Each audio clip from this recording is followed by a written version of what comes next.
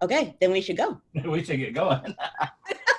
I got a little too chatty. Okay. I know, me too. I was all excited. I know. What is that? That is exactly where we are. People, we could talk to people. Okay. We're starting now. Hello, everybody out there. Joanne Freeman here. Welcome to History Matters. We're going to be talking about the presidency and ideas about who should be president and what kind of person should be president from the past. But before we plunge in, my partner in crime, Matt, shall explain, as he always does so wonderfully, the rules of the game and the best way to ask questions, because after I talk at you for a little while, you'll have a chance to ask questions. So Matt, take it away. Yes. Well, thank you everybody for being here. We have really good numbers here. I thought we'd drop down just a little bit with everybody on vacation, but we're holding steady here. It's nice to see everybody again. Peeps are here. Yes, I love it. If you want to ask questions, please put them in the Q&A at the bottom of your screen. Click the Q&A button and put in your questions there. That's what I will be using when I ask questions a little bit later on. Any other comments, please, as always, feel free to put them in the chat. Please keep it germane and family friendly. And as always, our plug for NCHE here, which is if you enjoy this kind of programming, please join us at the National Council of History Education. You can join us at www.nche.net or at History Ed on Twitter, or what was it? HE. Anyway, we have a Facebook page. It's slightly odd. Then I don't know. I'm blowing it today. We do have some really great programming coming up. We're currently in the middle of a bunch of webinars that are called Critical Conversations on Race, Ethnicity, and Equity, or in history. And then we have an equity summit coming up at the beginning of August as well. So I want to direct folks to those. They are fantastic events. But this also is a fantastic event. So I'm going to turn it over to Joanne and make her the spotlight and hide away, and we will learn a little something about picking a president. Okay. So yeah, as I was saying at the outset, for some reason, and I think probably fatigue this week, I was having a hard time deciding what I wanted to talk about. And I decided on this. Couldn't initially think of the right document, and then when I was thinking about it this morning, decided what that document is, and I'll mention during my comments today what you could use if you were looking for a document to link to this topic or this discussion, whether for your own interest or for teaching. But the topic is the presidency, what the founders thought of the office, what kinds of people they thought generally would be good or not good in the office. And I'm going to go actually beyond the founding period. I'm going to talk about early presidents generally and some of the things that they looked for or looked not to find when they thought about the presidents. And then I'll, as I always do at the end, I'll talk a little bit about things that persist or don't persist from that era as far as what people think about the presidency. As far as the context, which I always start with, of course, the most important thing to bear in mind when you're thinking about the creation of the office of the presidency is what the model was, what Americans were building off of. And of course, the king was their example of ultimate, I suppose you could say, executive power, but certainly, you know, the United States obviously was in a world full of monarchs, and monarchs were what people looked to and what people expected when they thought about, you know, the national executive or the person in that kind of key position. So Americans, in launching their experiment, knew that they didn't want a king. And I say that in a general sense because I think we have a tendency when we think particularly about the founding generation as though they were one big block of agreement, or maybe two blocks, you know, one side that we sort of associate with Jefferson and his ilk, and one side that we associate with Hamilton and his ilk. And there wasn't a consensus about many things. And executive power was one where there was a range of views. Hamilton was kind of one extreme, and I'm going to come to him because I'm going to quote him at one point. But certainly one of the things I did this morning in preparing for this actually was go back to look at the debates in the Federal Convention, the Constitutional Convention, just to remind myself of the language they used and the fears they expressed and anything there that might strike me. And of course, when you think about that whole convention, this is not a surprise in any way, but what they were worried about was power, right? How to dispense power, how to channel power, how to control power. That was the constitutional exercise, right? That was at the core of creating a constitution. It remains, you know, it is in a sense the core of politics. Who has power? How do they use power? How do you control that power? So power is at the basis of the Constitution, and power is really, was really at the center of the debate over a national executive. You know, for a time, they were so concerned about one person having such power that, and you can see this if you look at for example, Madison's notes of the debates of the Federal Convention, and remind me during the Q&A, and I can point you towards places where you can find these online. But when they were debating the national executive, one of the things they considered was not one man, but a panel, right? A council of several men, with the thought being, oh, well, you know, in this case, one man won't have that much power, so somehow that will be safer. When you read some of Hamilton's Federalist essays, he basically, you should never use gun metaphors with Hamilton. He shoots that down with others pretty quickly, because he says, no, the problem with a panel is that, let's say you have three men who are together or the national executive, they can each hide behind the other one and pass blame off and hide what they are responsible for. And so that actually does not help with the distribution of power. That makes it murky. So that idea was not acted upon, but it's interesting that they thought about that. Again, how do you dispense power, and what's the safest way to do that? Now, Hamilton, as I suggested, was one extreme. He remained at that extreme. He really wanted what he would have called, and always did call, and he wanted an energetic, that's the real Hamilton word, an energetic government and an energetic executive, really meaning someone who can exercise power. I want to read you, and this morning I realized is the document I would have assigned, Federalist Essay number 70. So Hamilton, given what I just said, not surprisingly, he writes most of the, if not all of the Federalist essays on the executive, the national executive, and executive power. And this comes from essay number 70. It's a couple sentences. And it's, as you'll hear, it's very much him in the way that it proceeds in its logic. Okay, so he says, there can be no need, however, to multiply arguments or examples on this head. A feeble executive implies a feeble execution of the government.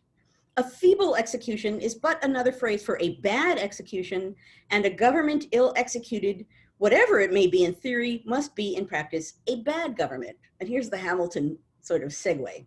Taking it for granted, therefore, that all men of sense will agree in the necessity of an energetic executive. He's like, I worked you through the logic, and now you all agree with me that we need an energetic executive. It will only remain to inquire, what are the ingredients which constitute this energy? How far can they be combined with those other ingredients which constitute safety in the Republican sense? And how far does this combination characterize the plan which has been reported by the convention? So that's the dilemma, right?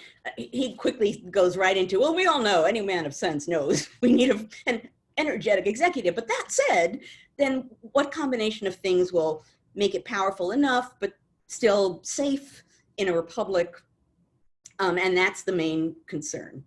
Now, Washington, in some sense, eased some of that concern. You know, it was this is an understatement, a good thing that he was around. Washington really was the man, as far as national leaders go, most trusted with power because he surrendered it. And so, historically speaking, generals who won wars then went on to take over, you know, the nation that they had helped create or that they had led to victory. Looking back over the long haul of history, those kinds of people, victorious generals in one way or another, tend to assume power. Washington did what people did not expect of anyone really, and that is surrendered power and went back home. And that action really did, you know, as quaint as it sounds, really did make him someone that people trusted with power. So he was an ideal person to be the first president because, at least in his case, people felt, well, he's probably not going to run away with power in some way. At least they didn't think that at the outset. As time develops, people get more concerns and suspicions, but he was a good person to have around for this reason. But when you look at comments on him, and what people said about him and what they liked about him or what they were concerned with about him, and also how those comments did or didn't persist with his successors, then you begin to get at some of the interesting things that people were thinking about when it came to the presidency. One of those ideas, and it fades, but in the early, let's say years, first few presidencies, people talked about whether or not the president had sons. Right? Did he have a son? Washington was great because he didn't have any of his own children. That meant that he couldn't install a successor into office when he left, right? He couldn't basically create a monarchical, sort of hereditary position of leadership, which, by modern standards sounds a little crazy, but at the time was the model. So the fact that a president did not seem to have sons who could be immediately promoted or soon, if not immediately promoted into the presidency, that mattered, and people discussed that about him. They talked actually a lot about the fact that he didn't seem ambitious. My favorite example of this is John Adams, who he always has a way of sort of bursting every bubble of pretension in this time period, even though he had some of his own, which I'm going to come to in a moment. But he, at one point, Washington, towards the end of his second term, begins packing things up, and seemingly he's getting ready to leave to go home. Adams sees this, and he says in a letter, I can't remember right now who it's to, he says, "Yeah, I see Washington sort of getting ready to leave." It's probably a sure sign that he's going to run again because he's trying really hard not to look ambitious, and that really doesn't look ambitious, right? He's packing up. He's suggesting to people that he's leaving, but that's just a play for power. And then he includes this this is a slight paraphrase, but it's pretty close to exactly what Adams says. Adams says, political plants grow best in the shade, right? Hide their ambitions and sort of move ahead without letting everyone see it. Now, of course, he was wrong, but the fact that he thought that tells you how much people were really thinking about ambition and the threat of ambition. And another thing that people didn't necessarily talk about with Washington, but that they did talk about with some of his was the simple fact that he was a military leader. There's kind of a gut level mode of leadership in that, right? That someone who is a military leader, a fighting man, someone who has led forces and fought for the nation in a physical kind of a way, that there's a power in that. So the fact that Washington was that person mattered. The fact that some other people weren't, people talked about it. So for example, Jefferson, when Jefferson is running for president, there's a discussion. Does it matter that he has not been a military man? What does that mean? What kind of a person is he? Some people probably meant it. Some people were probably using that to poke at him who just didn't want him to be president. But one way or another, that was a level of conscious debate. Now, this is the John Adams anecdote I wanted to mention about poking, bubbles of pretension, but not always. During his presidency, so, the second half of the 1790s, the United States gets into what ends up being called the quasi-war with France. And Adams then is, of course, even with a nation at quasi-war, he's the commander-in-chief. And at one point he goes to give, I don't know if he's to give a speech or just to go to Congress to be present. I can't even remember which it is. I didn't have time to look it up this morning. But what's striking about it, and what I do remember, is that he puts on a sword to go. Right? He's commander-in-chief, and so suddenly he's like wearing a sword and going to Congress. And people at the time commented because he doesn't look like that kind of guy, So, but he was putting on the costume of commander-in-chief. He wanted to have that sword on. He wanted to show that he was in military mode. So that was certainly something that people thought about. It becomes part of a campaign in a very deliberate way, as opposed to something people talk about, with Andrew Jackson. Not surprising, right? Andrew Jackson, when he's running against John Quincy Adams, a campaign slogan for Jackson, and this is going to be a paraphrase, but it's pretty close to what it actually was, is along the lines of, vote for the man who can fight, not the man who can write. That's America's anti-intellectual tradition of leadership goes very far back. And they were saying, you know, in a blunt kind of a way, what you want is the fighter. You want the guy who's going to fight for the country, and sort of peevish intellectuals, what good are they? You know, we want the fighting guy. So, you know, that goes all the way back to the 1820s as far as preferring that. So military leadership mattered, and I'm going to come back to this, but obviously that's not something we've entirely gotten out of our system. Another thing that comes to have importance over time, but that isn't important initially, is essentially being a party man, right? Being someone who's going to serve the party well. Obviously, at the beginning, when the nation launches, and there's the first, in a sense, 2.5 presidents, they're not thinking on that level necessarily, because they're not comfortable with the idea of political parties, of deliberately organized, structured, disciplined political parties. That doesn't really exist in the 1790s. Jackson really brings that in a different kind of a way, and really is seen as the guy who's going to serve the party and promote party men into positions of power, you know, coattails, riding the coattails, all that stuff. Jackson is really associated with that. What's interesting, if you want to see the evolution of that over time, is to look back to Jefferson. So Jefferson becomes president, right? The election of 1800, he then becomes president, but he comes into office after 2 presidents, 3 terms, of Federalists being in power. And so pretty much the government officers around the country are Federalist in their sympathies. So Jefferson now has an interesting dilemma, which is, what do I do with that, right?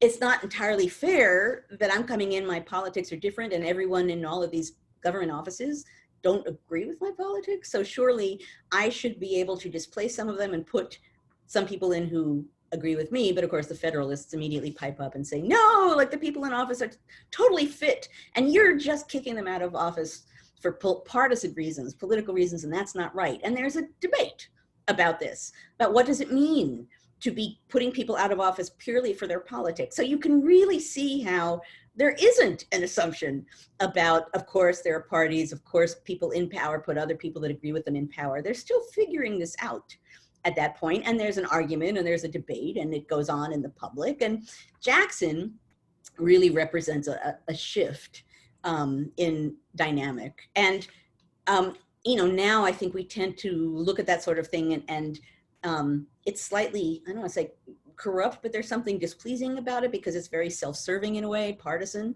At the time, and this comes out in the, actually the most recent book that I wrote, which is conveniently now over my shoulder, the sort of main character of that book, he's an early, he gets swept up into the sort of Jackson movement very early, and he's swept into this idea that there's a kind of club, you know, a party associated with Jackson that now he's part of, and isn't Jackson great being the guy who has created that? And you can feel the power and the fervor and the personal connection with party loyalty that comes along with it. So that's a change, but that's a later kind of a change. As far as what certainly the founding generation feared the most in a national executive, that was demagoguery. That was a demagogue. And you see it all over the place. You know, Hamilton talks about it all the time, and he's not the only one. Lots of people talk about it, particularly Federalists, because what they're really afraid of when they're fearful of a demagogue, they're fearful of 2 things. They're fearful, number one, of the fact that when you look back in the long view of history, republics fall to demagogues, right? Because the vulnerability in a republic, as opposed to a monarchy, is that republics are more grounded on the public and public opinion than a monarchy is. And because of that, the public is vulnerable, the public can be fooled or persuaded. And so a skillful demagogue who gets in power can, you know, persuade or move the public in a direction that might not be good for the nation. So they talk about that again and again and again and again.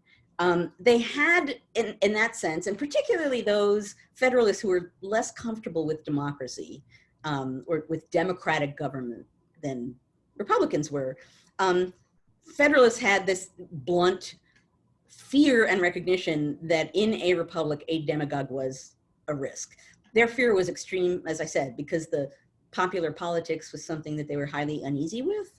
But still, that idea goes all the way back. And it really, in a sense, boils down to a fear of power and democracy, right? The vulnerabilities in a democratic mode of government as a republic would have. That's at the core of that fear. And that goes on even when maybe it's not as immediate. You know, in the early year, in the 1790s, there was honest to goodness fear that the next person who took over could topple the entire experiment, and you know, it would become a monarchy or a tyranny or whatever. It could all go down. You know, in later years, there was still fear that a demagogue could do damage, but in those early years, it had a real immediacy and urgency because the assumption was a demagogue could just destroy it all. It was experimental. The national government was new. It was experimental, and monarchy was the model, and demagogue was the history.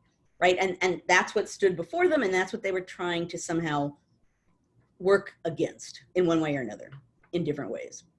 Okay, so all of that fits into the category of things that people thought about the national executive, right? Not seemingly ambitious, ideally maybe someone with military power, someone who does not have male kin, right? Who does not have sons who can take office in some way. Ultimately, someone who is going to be true to his brethren in politics, right, to his party.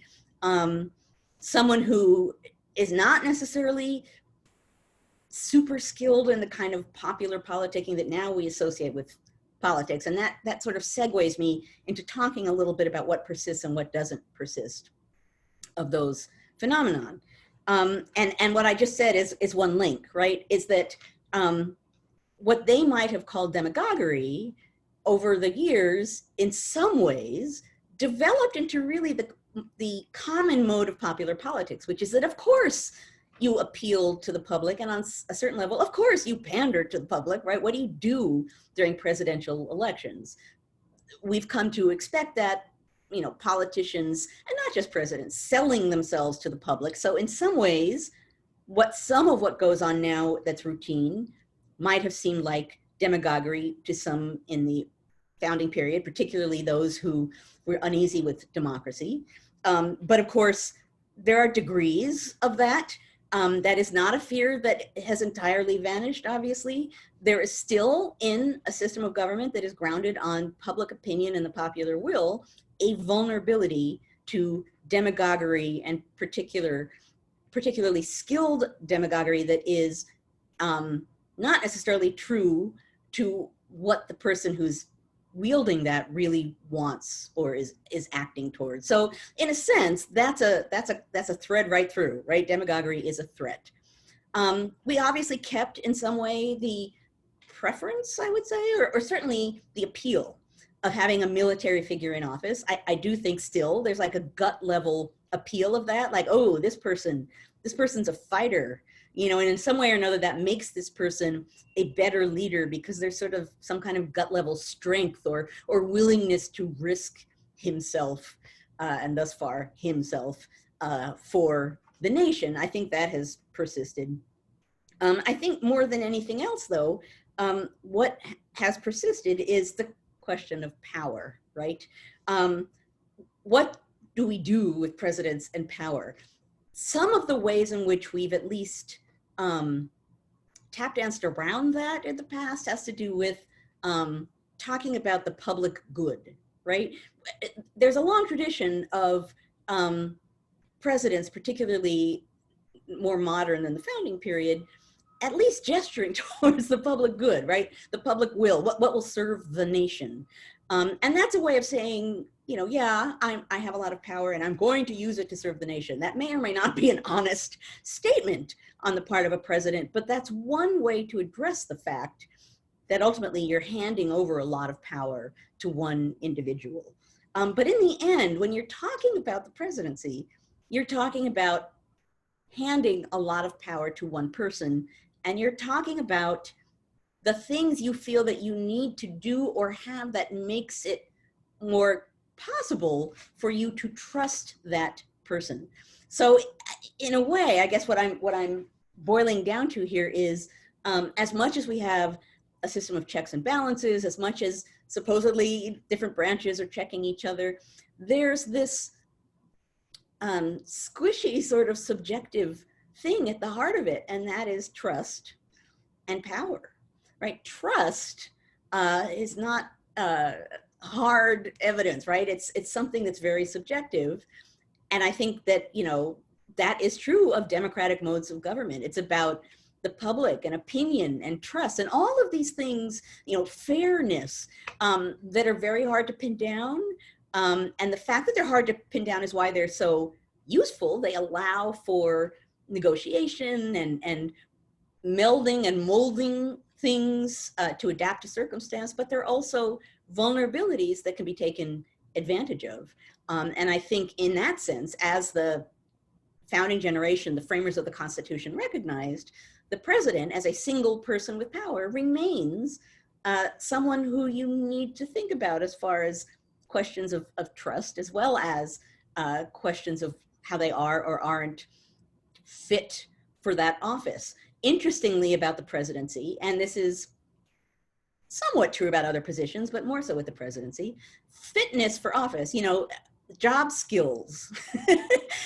When you think about anyone being put in any kind of position, the degree to which you think about actual specific skills that make them fit for that office versus elements of character or general beliefs that make them fit, those are two separate things, and we think about them in different ways.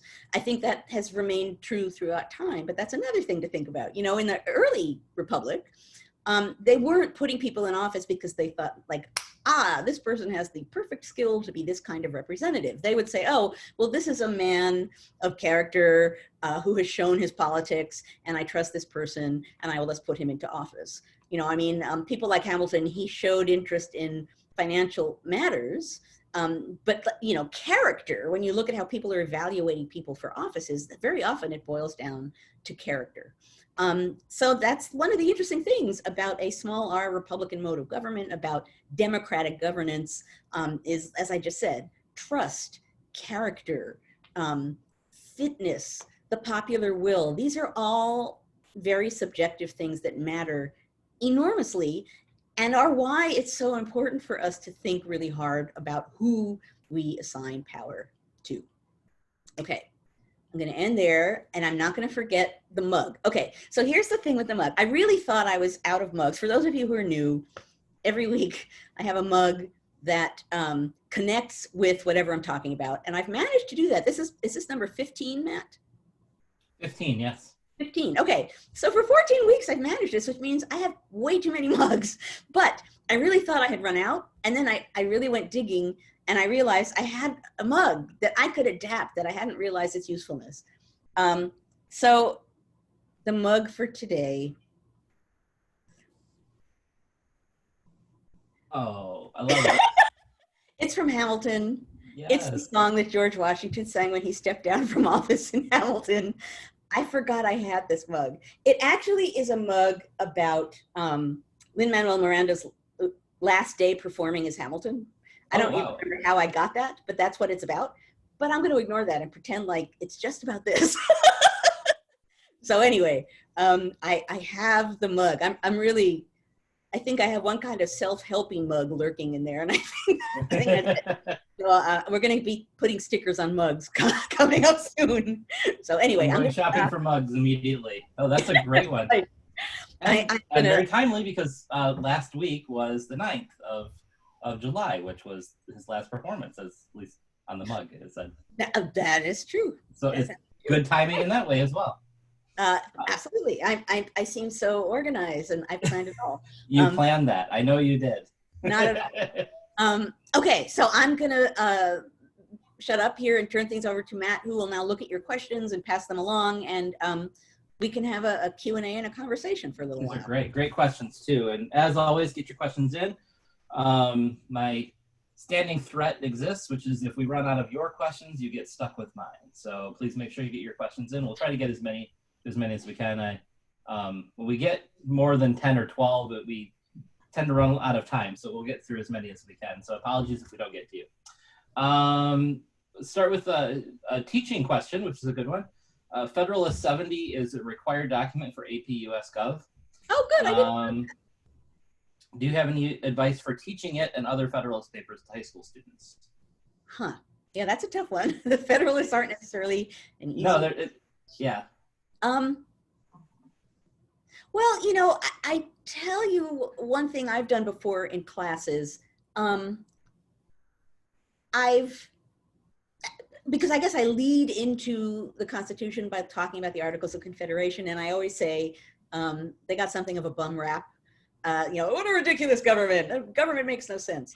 And so I teach that government, and then at one point or another, I have students, sometimes I even divide them into teams, but more often than not, there's 2 columns, and I have them list on the board things that people were afraid of on one hand and things that people wanted on the other hand, so that those are both clearly listed. With the Federalists, and I think I've said this before, I probably have said this before, the Federalists, it's important when you're teaching them to get across the fact that they're not intended to be an objective description of the Constitution. They're a sort of commercial advertisement for the Constitution that are addressing fears, right? Things that people are afraid of. The Federalists, among other things, are going to explain why the Constitution covers those fears, or how it covers them, or if it hasn't covered them, why it hasn't. So in a sense, one way to get students at least to beam in a little bit more into the Federalists, as opposed to thinking of them as a bunch of really boring political documents, is to say, okay, if this is a commercial advertisement for something like number 70, when you read this, what does it seem like people are really afraid of? So what does the person who's written this really seem to be trying to explain away? And I think that's an interesting way to get at the fact that there's an argument, the fact that there are 2 sides, the fact that the Federalist isn't necessarily the right answer. It's a way of understanding things. I realize that that's hard and that the language can be remote in some ways, but I think the idea of a commercial advertisement is pretty accessible. So, you know, having them think about what a given essay seems to be selling and what it seems to be smoothing over might be one way to sort of dig beneath the surface. Yeah, and I would just add, from my perspective, that language piece. So Jacqueline, if you can think of ways to get them past that language barrier, because 18th century language can be tricky. So just make sure that you incorporate some strategies that'll help them see the language in more modern contexts. Because like Joanne mentioned, there's terrific stuff in there. And the idea of commercial, I think, is a really, really fantastic way of approaching it. and it happens to be true. So, okay. And it happens to be true. It's fantastic. Kevin, our friend Kevin Klein, going back to pre-constitutional American government, under the Articles of Confederation, how much did something like Shays' Rebellion inform the debate on executive power? Right. So Shays' Rebellion happens not long before the Federal Convention.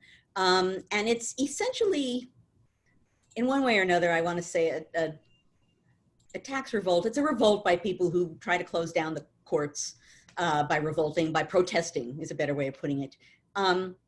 It did shape the debates, but it not for everyone. So people like Hamilton, like Washington, people who already were fearful about the Articles of Confederation not being a powerful enough government, and many of these people were people who had been officers during the Revolution and had seen the ways in which the Continental Congress was not, in their mind, strong enough to really maintain and run a war effort.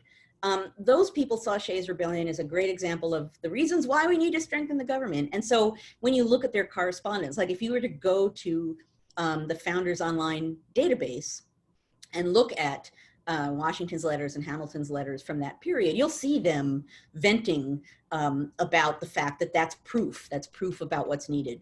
Not everybody drew that conclusion, but certainly for many people, that was decisive evidence that the government needed to be strengthened. And for some people, that certainly would have been something they thought about. For other people, they would have assumed that it was an example of things that have happened before. In that case, one of the problems with Shays' Rebellion was it seemed hard to shut it down.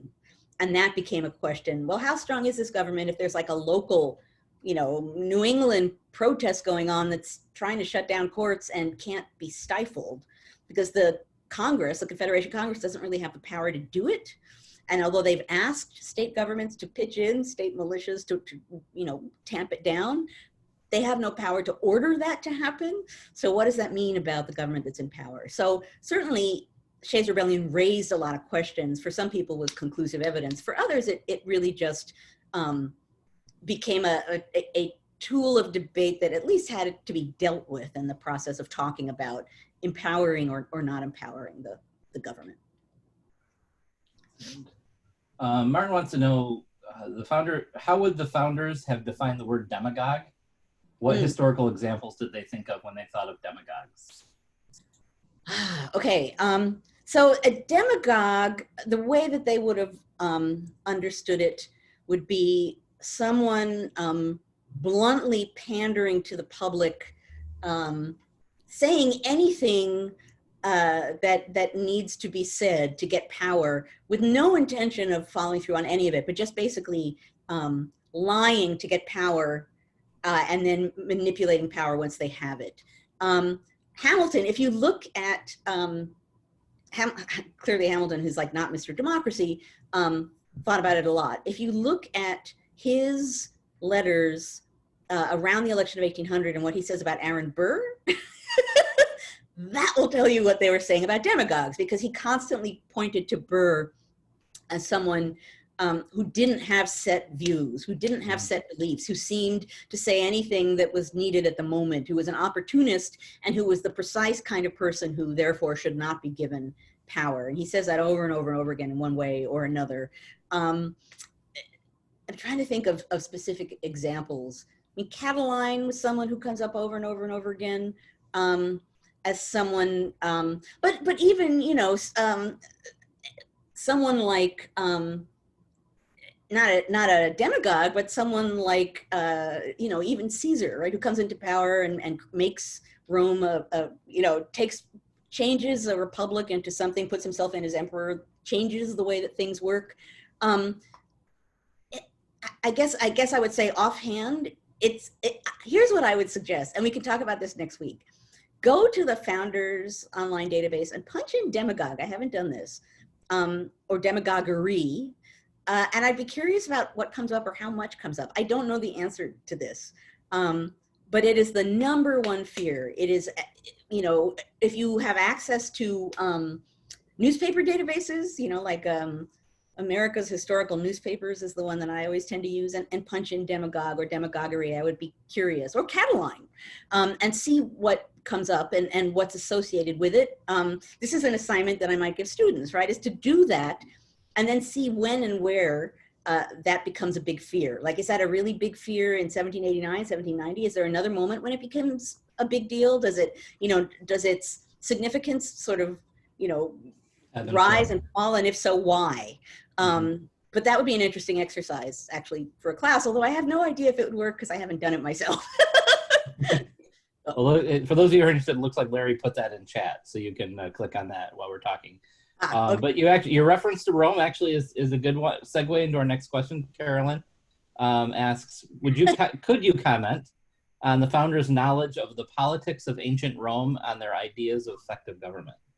Yeah, well, so an important thing to bear in mind, that's a good question. So the founders were intensely well-versed in ancient classical history, Greece, Rome, and, the Enlightenment taught the idea that there were universal rules, universal laws, universal understandings that applied across time that if you could determine, you could use and take advantage of to make things for the better in the present. And that was, that's why the study of history was considered so important in the founding era, because it was not just because history is interesting or, it tells us things, but there were concrete lessons that should be noticed and applied. I mean, this is why, and I'm sure I've mentioned this in a previous week, James Madison came to the Federal Convention having looked at republics, ancient and modern, and noted like pros and cons, you know, things that worked, things that didn't, because he thought with that kind of list,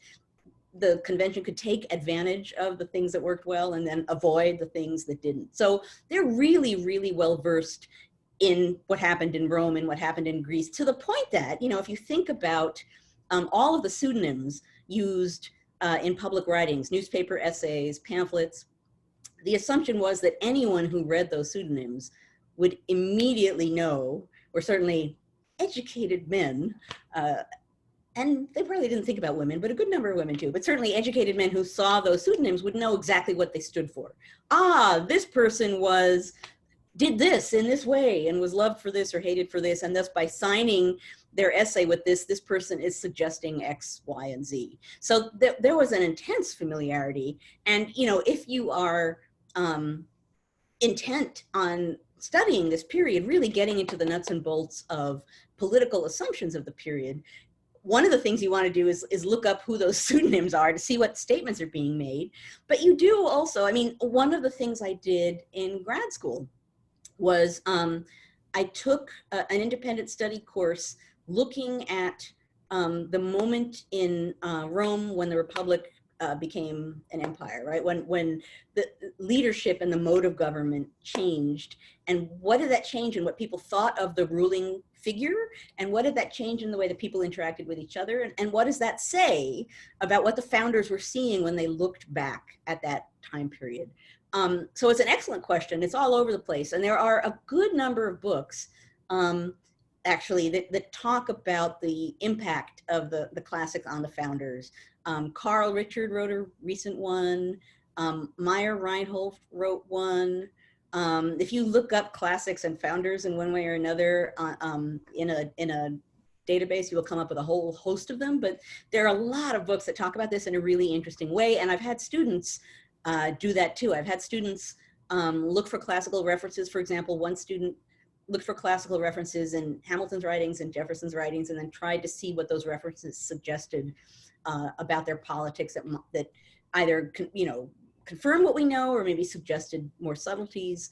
I always tell my students, I'm a historian who is not good with names or dates, but I remember letters, I remember primary evidence, and I remember paper topics. So more than once, I have found confronted a former student, seen them somewhere in public in New York or somewhere else, and I've been like, Reynolds pamphlet. I don't know your name, but you wrote on. So anyway, that's off topic, but that I would suggest all of those things for getting deeper into this topic. Oh, that's fantastic. So Barry asks, our textbook states that the founding fathers envisioned Congress to be more important than the national executive. Do you know of any primary sources to use that would point that out, excuse me, and why did they envision Congress to be more important? Repeat the beginning of the question. I missed it. So history textbooks tend to say that the founding fathers envisioned Congress to be more important than the presidency.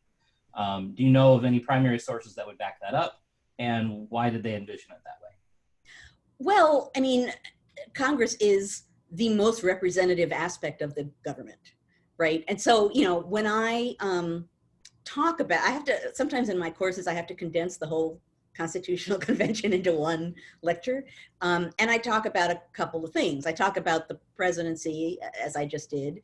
I talk about the degree to which slavery really wasn't discussed and the 3/5 compromise. And I talk about representation, because that's another huge debate. How does it work?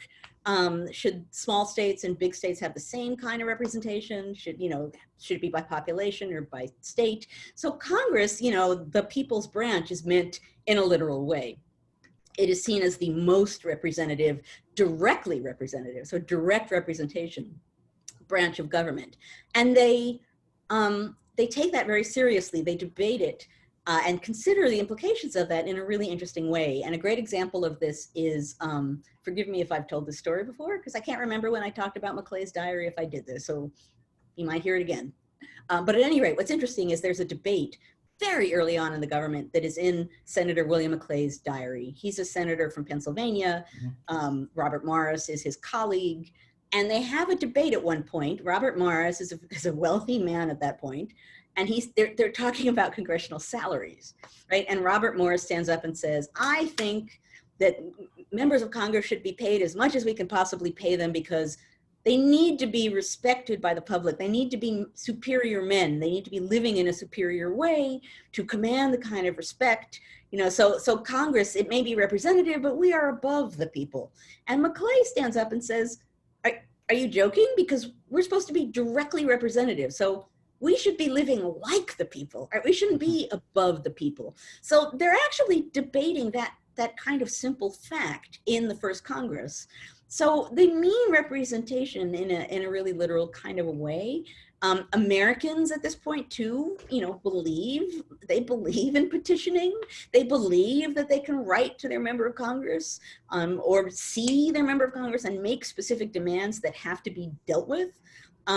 So direct representation meant something, and Congress was the home of that. So in a sense, that's the small d sort of democratic core of what this government was going to be. So although the executive was vital for efficiency and for power, without the legislative branch, without Congress being as important and valued as it was, it would be, we would be happily marching off towards monarchical government. So Congress mattered. Congress mattered to the point that, some people worried that it might end up being too important, right? It might be too powerful. These are real discussions about, as I started out by saying, where is the power? Where should it be? Where does it rest? And where will it end up being? And people understood that Congress was important in that way. But throughout this period and beyond, the reality of that was still being worked out. I think we got time for one more question. And so this is from Ella. It says, any thoughts on John Adams' election? He seems to not to have the attributes discussed, like he's not a military leader, he had sons, etc. So any thoughts on how he became president? Well, yeah, so here's an interesting thing. And you're right, he wasn't a military man. He did have a son. He was also someone who had a long history of being in public office, being key to the revolution. So certainly in the mode of someone who had proven his service for the nation and who had not done anything obvious to serve himself, that served him well. But another thing, and this is an interesting one because it's two letters that I found a long time ago at the wonderful First Congress Project in Washington that was responsible for getting all of the letters written to or from members of the First Congress and putting them in print. So I found a letter from someone to a friend about John Adams. And it was like, John Adams, I mean, the thing with him is, he's, his politics, like he doesn't always stay loyal to his friends, right? I mean, what do we know about his politics? And he seems to like go in one direction or another direction, and he seems independent in a weird kind of a way with his politics. And I'm uneasy with that. And the friend writes back and says, wait, he's independent in his politics and isn't just voting with his friends. Isn't that what we want him to be doing? Like, isn't independent good? Like, isn't that what we want our politicians to do? Now, interestingly, John Adams, that is true of him. That is also true of John Quincy Adams, and they are the only one-termers in the first cluster of presidents. So as much as people say they don't want them to be ambitious, they don't believe in party, there is on a gut level some degree of loyalty or reliance or predictability that people want so that the person they put in power is going to be on their side. And Adams, both Adamses, really did what they thought was best that was not necessarily in line with their party. John Adams, in his old age, writes a series of essays defending his presidency, partly defending it against Alexander Hamilton's pamphlet attacking Adams. Finally, years later in retirement, he's like, like I'm coming back for him. But one of the things he says in this series of essays is the thing I'm proudest of in my public career was sending ambassadors to France to negotiate our way out of that quasi-war against the advice and desire of everyone else who was in my party, who agreed with me politically. They all wanted me to not send that delegation to France and to, you know, move towards a more aggressive position. And I didn't. And it did me all kinds of political damage. And I'm more proud of that than anything else because I did it independently. Mm-hmm. So as much as we're talking about ideals here, all of this shows you also that to a certain degree in politics, when you're talking about power, you're talking about people who want to know who's going to get it and who isn't going to get it, and how that shapes who they put into office. Well, excellent. Well, thank you. This has been a lot of fun. We've gone almost an hour, so I thought, okay, wow, probably good to call it a some other great questions here if you want to look at them at some point, but these are a really great conversation today. So I'll let you wrap up, and then we'll stick around for an after party. Okay, so yes, that's one of the things I was going to say for those of you who are new. We do have an after party, and what that means is we do not record it. So we can be a little bit freer in what we say. But more than that, it can be more conversational. People can raise other ideas. Anyone who wants to stick around, feel free to stick around because Matt and I will do so.